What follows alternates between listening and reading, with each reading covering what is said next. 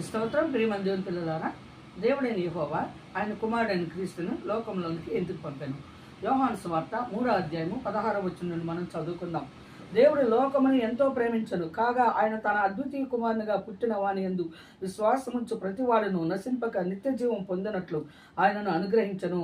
లోకము తన కుమారుని ద్వారా రక్షణ పొందుటకే గాని లోకమునకు తీర్పు తీర్చుటకు దేవుడు ఆయనను లోకంలోనికి పంపలేదు. ఆయన యందు విశ్వాసముంచు వానికి తీర్పు తీర్చబడదు. విశ్వసింపని వాడు దేవుని అద్వితీయ కుమారు నామందు విశ్వాసం ఉంచలేదు గనక వానికి ఇంతకు మునిపే తీర్పు తీర్చబడను. ఆ తీర్పు ఇదే: వెలుగు లోకములకు వచ్చును గాని తమ క్రియలు చెడ్డవైనందున మనుషులు వెలుగును ప్రేమింపక చీకటినే ప్రేమించిరి. దుష్కార్యము చేయు ప్రతివాడును వెలుగును ద్వేషించును, తన క్రియలు క్రియలుగా కనబడకుండానట్లు వెలుగునద్దకు రాడు. సత్యవర్తనుడైతే తన క్రియలు దేవుని మూలముగా చేయబడి ఉన్నవని ప్రత్యక్షపరచబడినట్లు వెలుగునద్దకు వచ్చును.